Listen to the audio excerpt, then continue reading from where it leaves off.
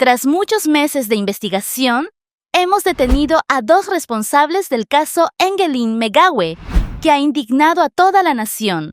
Actualmente estamos realizando más investigaciones y tomando declaraciones adicionales. Hoy les traemos un True Crime Documentary sobre el caso de Angeline Megawe.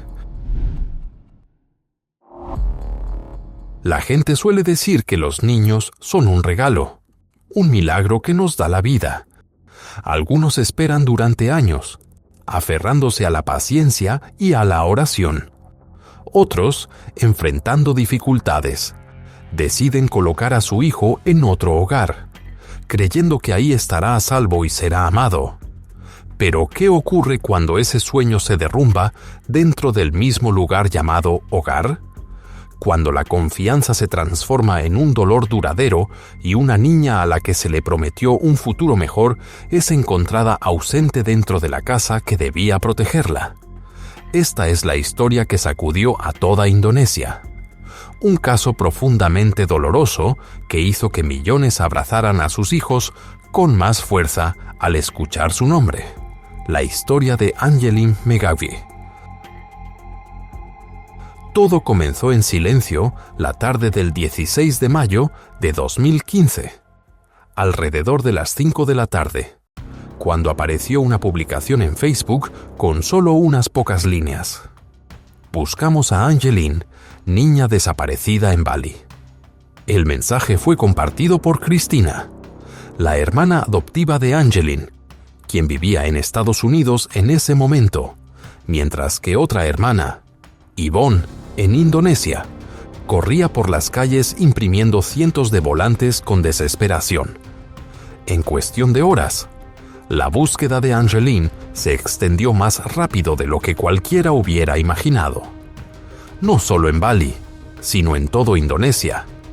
Y la gente siguió cada actualización y cada reporte, aferrándose a la frágil esperanza de que la niña regresara a casa con vida.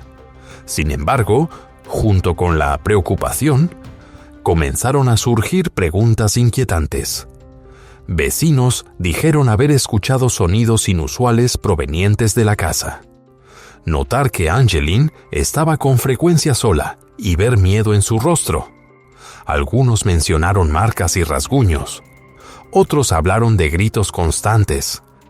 La madre adoptiva de Angeline, Margaret Cristina Megawe, de 60 años, declaró ante los medios que amaba a Angeline como a su propia hija.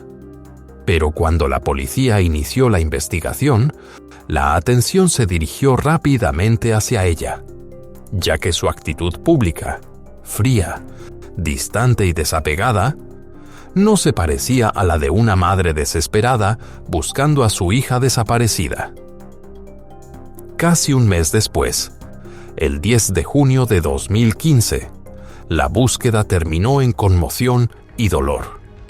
La policía descubrió señales sospechosas en el patio trasero de la casa, ubicada en Jalan Sedap Malam, en Denpasar, un lugar donde Angeline solía jugar.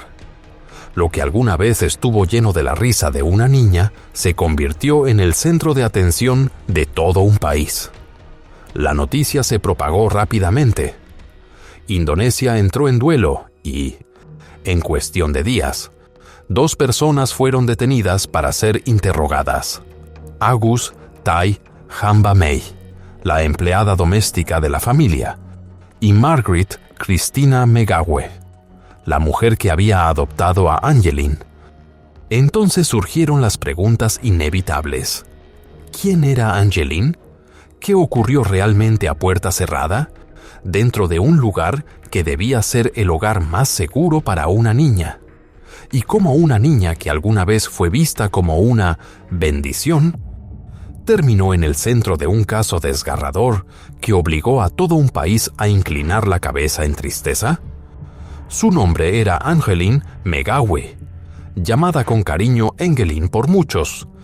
Nació el 19 de mayo de 2007 en una pequeña clínica de Canggu, Bali. Una vida diminuta que llegó a un mundo vasto e inestable que aún no podía comprender. Su madre biológica, Hamida, tenía apenas 15 años en ese momento. Había dejado su ciudad natal de Banyuwangi en busca de trabajo, en una etapa marcada por dificultades, escasez de empleo y oportunidades limitadas, luchando simplemente por sobrevivir. En Bali, Hamida conoció a Ahmad Roshidi, un trabajador de la construcción esforzado. Se casaron e intentaron construir una vida modesta juntos, con la esperanza de un nuevo comienzo. Pero la vida no se desarrolló como lo habían soñado. Cuando su tercera hija, Angeline, estaba a punto de nacer, la presión económica, el estrés y los conflictos familiares provocaron la ruptura del matrimonio. Los 3 hijos fueron separados. Ena, la mayor, se fue a vivir con la familia de su padre.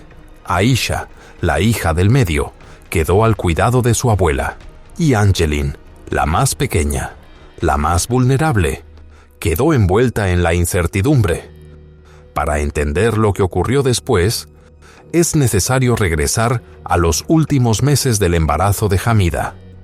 La joven madre luchaba día a día solo para mantenerse saludable, sin dinero suficiente para una alimentación adecuada, y mucho menos para cubrir el costo de dar a luz en un hospital. Agotada y completamente sobrepasada, Hamida rompió en llanto dentro de la pequeña clínica. Fue entonces cuando alguien la presentó con una mujer extranjera llamada Margaret Christina Megawe. Margaret parecía amable y compasiva, y dijo que quería ayudar. Se ofreció a cubrir todos los gastos del parto y de la atención posterior, pero a cambio pidió adoptar al bebé que estaba por nacer, junto con su esposo, Douglas Scarro. Margaret visitó a Hamida en varias ocasiones. Le entregó 800,000 rupias, aproximadamente $84 estadounidenses en ese momento, y 1,000,000 de rupias adicionales después del nacimiento, descritos como apoyo médico, para una adolescente de 15 años, embarazada, sola y sin a dónde acudir. La oferta se sintió como un milagro. Y así, el acuerdo fue aceptado, 3 días después del nacimiento, incluso antes de que Hamida tuviera la oportunidad de ponerle nombre a su hija. La recién nacida fue llevada a la casa de Margaret. Ella la llamó Angeline, en honor a su propia madre, Angelina Sumilat. A partir de ese momento, la vida de Angeline entró en un capítulo completamente distinto. Douglas nunca firmó ningún documento legal formal, y la adopción jamás fue aprobada oficialmente por un tribunal. El único registro existente fue un documento notariado con fecha del 24 de mayo de 2007, en el que se establecía que Margaret Christina Megawe sería la tutora legal de la niña. El documento incluía promesas que sonaban cuidadosas. Margaret se comprometía a amar a Angeline como a su propia hija y a incluirla como heredera de sus bienes. Pero oculto entre esas cláusulas había un detalle inquietante. Si algo le ocurría a la niña, su herencia sería transferida a otra persona. Aún más preocupante, Hamida y Ahmad, los padres biológicos de Angeline, tenían prohibido volver a ver a su hija hasta que cumpliera 18 años. Un acuerdo que parecía basado en la bondad, pero que nadie pudo imaginar que abriría la puerta a uno de los casos más desgarradores en la historia de Indonesia.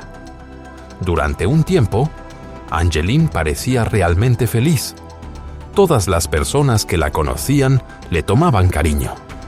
Sus ojos grandes, su sonrisa brillante y su calidez transmitían tranquilidad.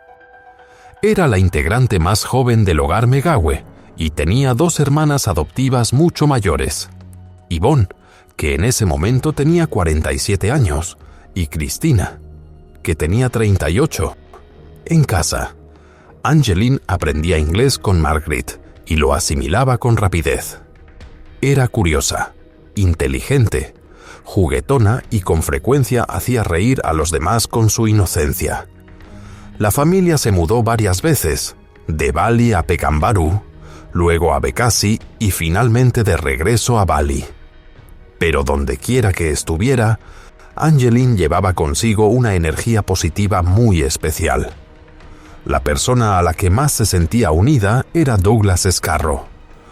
Aunque no tenían un vínculo biológico, él la trataba como a su propia hija, siempre con paciencia, ternura y un cariño incondicional.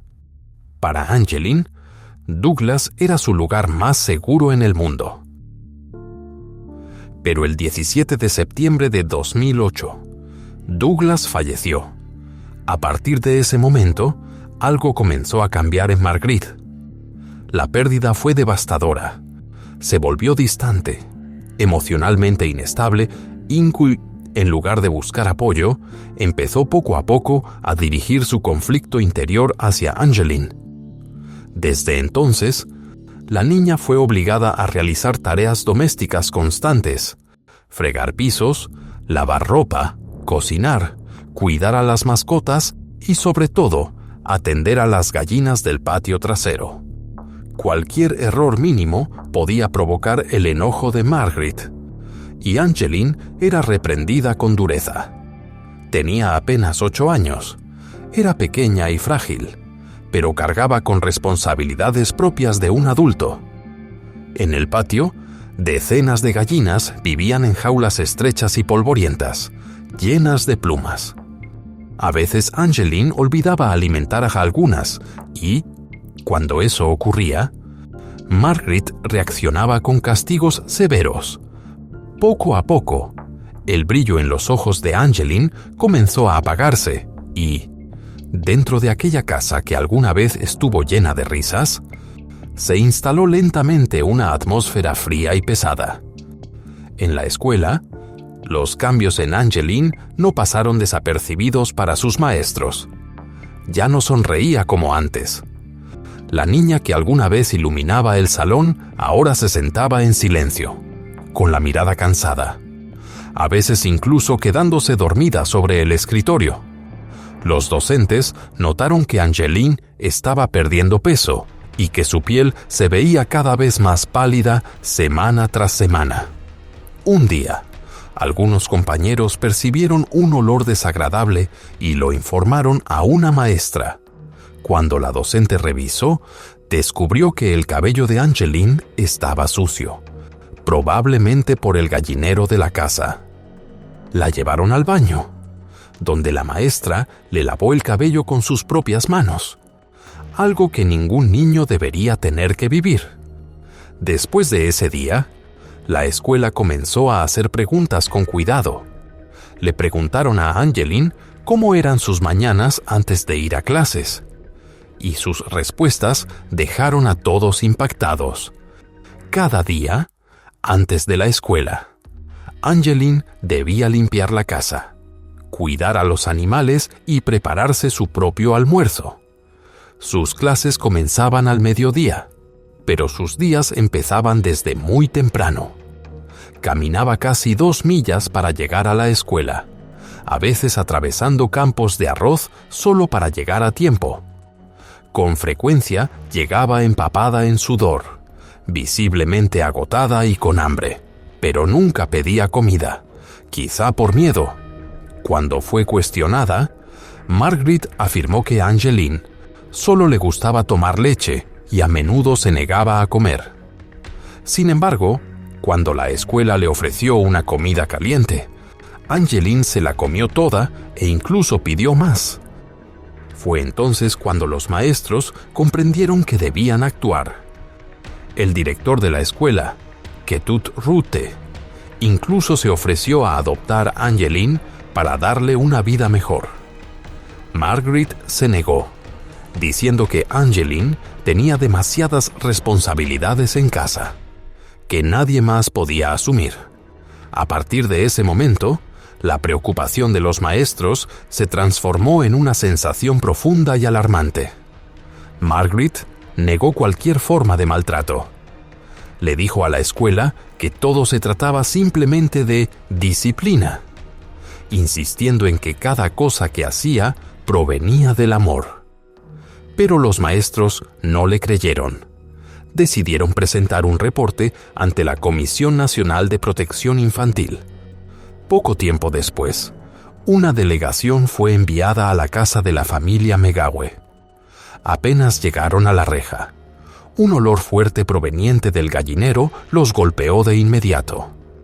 El patio trasero estaba casi por completo ocupado por filas de pequeñas jaulas, donde decenas de gallinas se encontraban hacinadas en condiciones insalubres.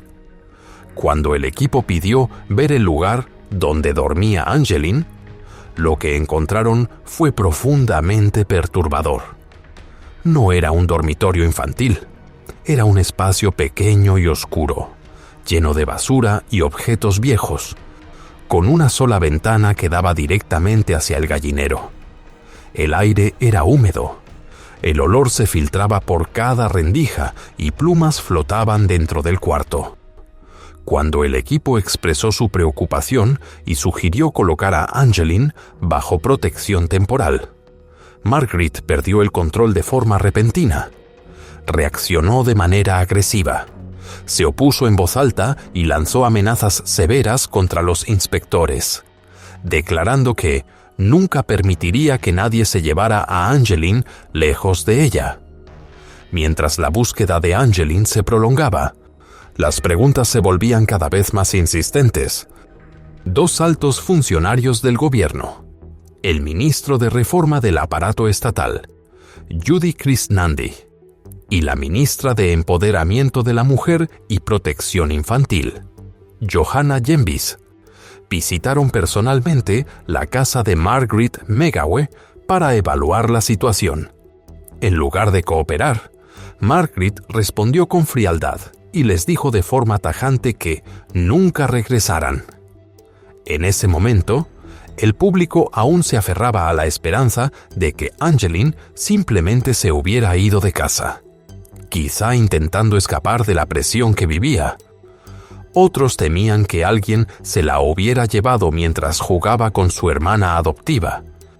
Eran teorías inquietantes, pero nadie imaginaba que la verdad sería mucho más perturbadora.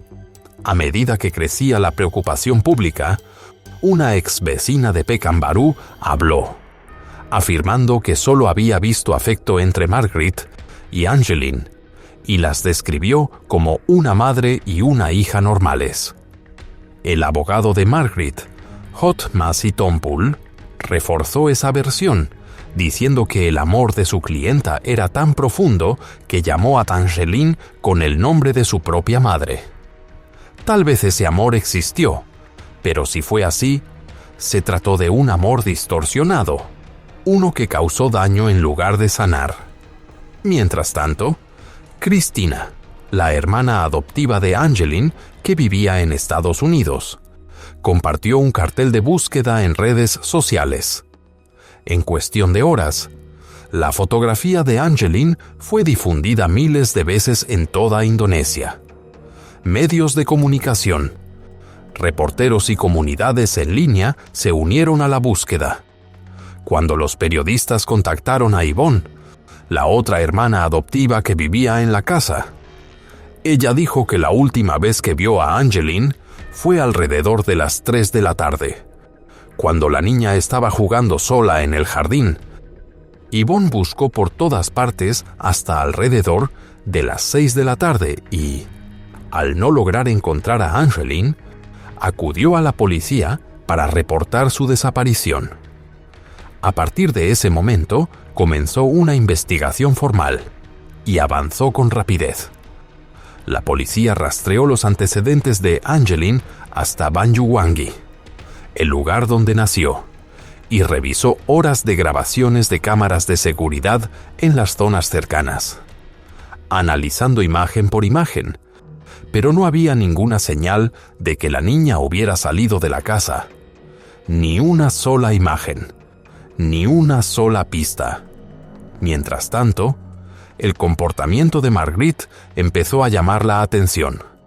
Se mostraba tensa, Evitaba el contacto visual y movía la mirada de un lado a otro cada vez que los agentes estaban cerca. Dentro de la casa había una puerta cerrada que al principio parecía normal, pero nadie podía tocarla sin el permiso de Margaret. Cuando los investigadores preguntaron por ella, se negó a abrirla. Alzó la voz.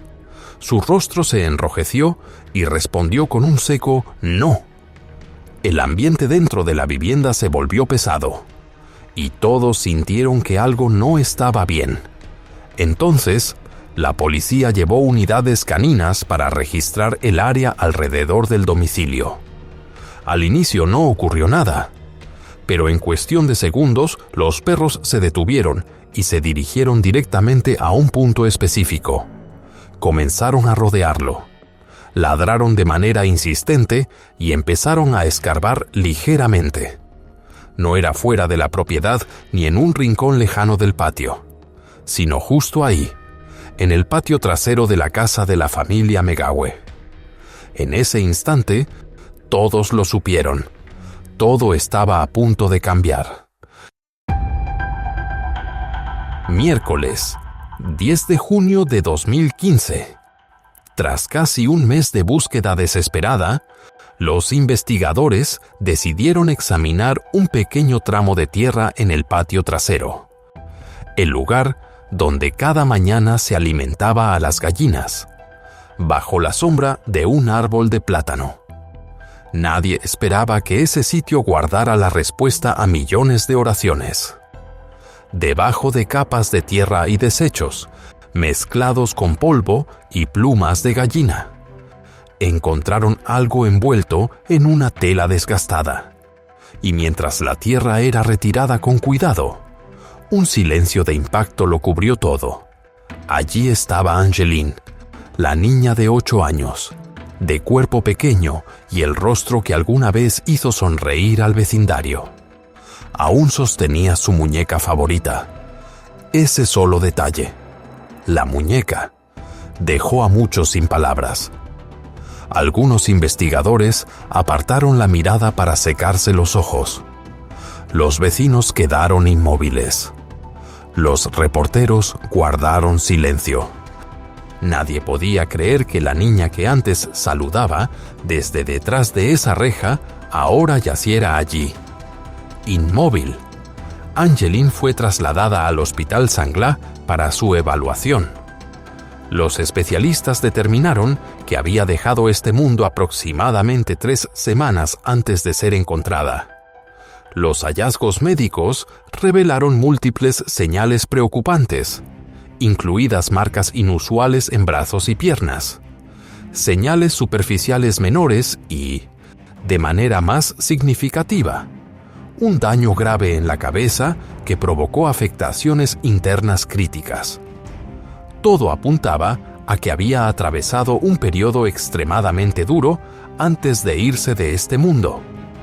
El informe forense estremeció a la nación. Cuando la noticia se hizo pública, Indonesia pareció contener la respiración. La última esperanza frágil desapareció. La niña por la que todo un país había rezado nunca regresaría a casa. A medida que surgían los detalles, una pregunta resonó en todo el país. ¿Quién fue responsable y por qué una niña como Angeline tuvo que sufrir tanto? Días después del hallazgo, la policía recibió nueva información. Un ex trabajador del hogar, Agus Tai Hamba, se presentó de manera voluntaria y, en su declaración inicial, afirmó que apenas un día antes de la desaparición de Angeline, la vio con un sangrado leve en la nariz, después de que Margaret perdiera la paciencia. Este testimonio captó de inmediato la atención de los investigadores. La policía amplió la investigación y citó a 7 personas relacionadas con la casa de Jalan Nangka: Margaret, sus 2 hijas, Yvonne y Cristina, Agus Tai Hamba, una pareja que alquilaba una habitación, Ramadan Handono y Susiani, y Dewa Ketut Raka, un guardia de seguridad contratado después de la desaparición de la niña. la mayoría pudo establecer coartadas con rapidez. Eso dejó dos nombres en el centro del caso: Margaret y Agus. Durante el interrogatorio, Agus se mostró nervioso e inquieto. Su voz cambiaba y sus manos temblaban. Tras horas de preguntas, bajó la cabeza y admitió su participación en la pérdida de Angeline el 16 de mayo, apenas 3 días antes de que la niña cumpliera 8 años. Dijo que ocultó a Angeline en el patio trasero alrededor de las 8 de la noche, justo en el lugar donde más tarde fue encontrada. Sin embargo, los investigadores detectaron inconsistencias de inmediato. La línea de tiempo no coincidía. Su descripción del lugar entraba en conflicto con los hallazgos forenses y varios detalles no concordaban con la evidencia física. Ante nuevas preguntas, Agus cambió por completo su versión. Esta vez afirmó que no actuó solo y sostuvo que no fue responsable del daño grave. En su nuevo relato, acusó a Margaret, la mujer que había dicho amar a Angeline como a su propia hija, señalando que todo comenzó tras uno de sus arrebatos y que él fue involucrado después. Pero esa afirmación generó nuevas dudas, ya que no existían pruebas forenses, ni rastros biológicos, ni análisis del lugar que la respaldaran. No hubo residuos sospechosos, huellas ni evidencia física directa que confirmara esa versión. Lo que realmente ocurrió el 16 de mayo de 2015 solo salió a la luz semanas después. Ese día, dentro de la casa de Jalan Nanka, Margaret perdió el control. Sujetó a Angeline del brazo y la jaló con fuerza, provocando que la niña cayera al suelo. En un momento de ira descontrolada, siguieron una serie de acciones que causaron un daño grave. Angeline tenía apenas 8 años, era pequeña, frágil y completamente incapaz de protegerse. Un impacto fuerte hizo que golpeara contra muebles cercanos y dejó de responder. Presentó una lesión leve en el rostro. Su respiración se volvió débil y comenzaron a aparecer señales claras de una situación crítica para su vida. Pero en lugar de pedir ayuda médica, Margaret se quedó inmóvil observando. Su expresión era fría y guardó silencio durante varios segundos, como si estuviera sopesando una decisión. Luego llamó al empleado doméstico, Agus, para que entrara a la habitación. Él ingresó y quedó paralizado ante la escena. Angeline apenas estaba consciente, con el rostro sucio y el cuerpo reaccionando con miedo. Preguntó, ¿por qué le hiciste esto a Angeline? Margaret dio un paso hacia él lentamente, con la mirada dura y la voz baja y firme. Guarda silencio y haz lo que te digo. No le digas a nadie. Después le ofreció dinero para asegurar su silencio. Te daré 200 millones de rupias el 24. Regresa a Sumba y no vuelvas. Le ordenó traer un trozo de tela, una cuerda y la muñeca favorita de Angeline. Lo que siguió marcó un punto devastador. En vez de buscar ayuda o llamar a alguien, Margaret comenzó a dar instrucciones tranquilas y metódicas, como si organizara una tarea común. Con una voz plana y sin emoción, Agus permaneció allí, en estado de conmoción, incapaz de comprender lo que estaba ocurriendo, mientras la niña yacía inmóvil, pequeña, vulnerable y apagándose frente a ellos. Esas palabras, según el testimonio posterior de Agus, lo llevaron a lo que describió como un colapso mental. Dijo que no podía comprender cómo una mujer podía decir algo así, incluso si la niña no era su hija biológica. Se negó. Margaret permaneció calmada de una forma escalofriante. Luego le ordenó a Agus que tomara una tela y la muñeca favorita de Angeline, y que fuera al patio trasero a cavar un hoyo pequeño. de aproximadamente 1,5 pies de profundidad, justo al lado del gallinero. Confundido y aterrorizado, Agus obedeció. Una vez que el terreno estuvo cavado, Marguerite le indicó que ocultara completamente el lugar. Utilizaron objetos de la casa, algunos postes de bambú, una canasta vieja y esparcieron alimento para aves sobre la tierra removida, todo colocado de manera deliberada. Después, como si nada hubiera ocurrido, la actitud de Marguerite cambió por completo. Salió al exterior, tocó las puertas de los vecinos y preguntó si alguien había visto a Angeline. Con la voz temblorosa y el rostro lleno de preocupación, interpretó a la perfección el papel de una madre desesperada buscando a su hija, convenciendo a los demás de que se trataba de un caso común de una niña desaparecida. Pero la verdad desgarradora estaba justo ahí, a solo unos pasos, bajo el jardín silencioso, donde acababa de comenzar una cadena de mentiras. El 14 de junio de 2015, después de casi un mes de investigación intensa, la verdad comenzó a tomar forma. La policía señaló oficialmente a Marguerite como la principal sospechosa y la puso bajo custodia para ser interrogada. Apenas 2 semanas después, el 28 de junio, fue identificada como la persona responsable de la pérdida de Angeline, con base en 3 elementos clave: el testimonio detallado de Agus, los hallazgos médicos del Hospital Sanglah y los resultados del análisis del lugar.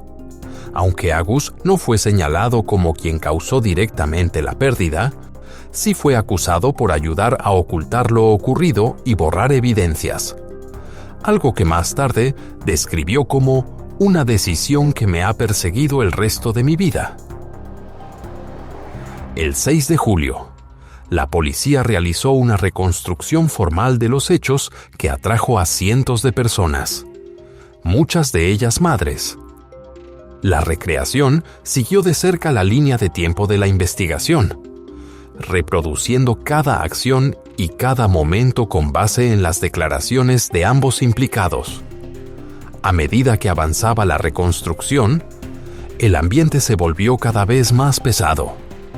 Muchas personas entre la multitud rompieron en llanto, no solo por el dolor de una niña, sino por la profunda sensación del miedo y la soledad que Angeline pudo haber vivido. Apenas unos días antes de que iniciara el juicio, el 2 de julio de 2015, Marguerite presentó un recurso legal preliminar a través de su abogado, Hod Massey-Tompul. Él argumentó que las acusaciones carecían de fundamento, afirmando que su clienta amaba a Angeline como a su propia hija y que no podía haberle causado daño. El tribunal rechazó la solicitud. No existían pruebas creíbles que respaldaran las afirmaciones de Marguerite, y sus argumentos legales se derrumbaron rápidamente frente al peso de los hallazgos de la investigación. Como resultado, el juicio comenzó oficialmente el 22 de octubre de 2015. Ambas hijas adoptivas de Marguerite, Yvonne y Cristina, estuvieron presentes en la sala, donde una atmósfera pesada llenaba el lugar. La atención de los medios se centró especialmente en la declaración previa de Yvonne, quien había dicho que la última vez que vio a Angeline fue cuando la niña jugaba en el jardín. Esa afirmación fue posteriormente demostrada como inexacta. Yvonne declaró que solo se enteró de la pérdida de su hermana por medio de la policía y aseguró haber recibido mensajes de texto amenazantes de una persona desconocida el día de la desaparición de Angeline. Los investigadores desestimaron esas afirmaciones, confirmando que no existían reportes ni pruebas de que tales mensajes hubieran sido presentados. Entonces, una pregunta comenzó a resonar con fuerza entre el público. ¿Cómo pudo una niña ser encontrada en el patio trasero de su propia casa sin que nadie dentro de ese hogar se diera cuenta de lo que había ocurrido? ¿Estaba Yvonne intentando ocultar algo? Esa pregunta se propagó rápidamente por los titulares y los foros en línea. Sin embargo, tras semanas de revisión, los investigadores no encontraron ninguna prueba que la vinculara directamente con la pérdida de Angeline. Tal vez entró en pánico, tal vez intentó proteger a alguien de la familia, o quizá, en medio del caos, simplemente se expresó de forma incorrecta. Cualquiera que fuera la razón, Yvonne fue desapareciendo poco a poco de las noticias, aunque la sombra de la sospecha sobre su papel nunca se disipó por completo. A lo largo del proceso legal, Marguerite mantuvo de manera constante su inocencia. Insistió en que nunca le haría daño a esa niña. Su equipo legal continuó trasladando la responsabilidad hacia Agus, argumentando que él era quien había actuado y que luego intentó ocultar su propia conducta. Del otro lado, el abogado de Agus, Hotman Paris, presentó una teoría distinta y altamente controvertida. Según él, Marguerite pudo haber actuado por motivos económicos, ya que en el acuerdo de adopción, Angeline figuraba como una de las herederas legales de los bienes de Marguerite y Douglas. Si la niña ya no estaba con vida, esa parte de la herencia se redistribuiría automáticamente entre los beneficiarios restantes. El 2 de febrero de 2016, los fiscales confirmaron oficialmente que el motivo de Marguerite pudo haber estado relacionado con un conflicto financiero. Al principio, pudo haber adoptado a Angeline con buenas intenciones, pero tras la pérdida de su esposo, Douglas, comenzaron a surgir inestabilidad emocional y preocupaciones por la herencia. Según los registros judiciales, Marguerite se volvió cada vez más ansiosa ante la posibilidad de que Angeline recibiera una parte demasiado grande del patrimonio, y ese temor, combinado con un estrés creciente, condujo a una tragedia irreversible. Durante la investigación, hubo momentos en los que se sospechó de conductas inapropiadas, pero los exámenes legales finales no encontraron pruebas concluyentes que respaldaran esas acusaciones. Aunque Agus había admitido su participación, sus declaraciones fueron inconsistentes y carecieron de un sustento legal sólido, por lo que ese cargo no fue llevado más allá. Como resultado, Agus fue sentenciado a 12 años de prisión y a una multa de 1.000 millones de rupias por encubrir lo ocurrido y no proteger a Angeline. 2 días después, Marguerite fue condenada a cadena perpetua. Su equipo de defensa calificó el fallo como un grave error judicial, pero para millones de personas en Indonesia representó que finalmente se hiciera justicia. El 29 de febrero de 2016, la sentencia quedó firme. Marguerite pasaría el resto de su vida en un centro penitenciario. La condena de Agus fue posteriormente reducida a 10 años. Ambos presentaron apelaciones, pero todas fueron rechazadas. Para febrero de 2017, el caso quedó legalmente cerrado.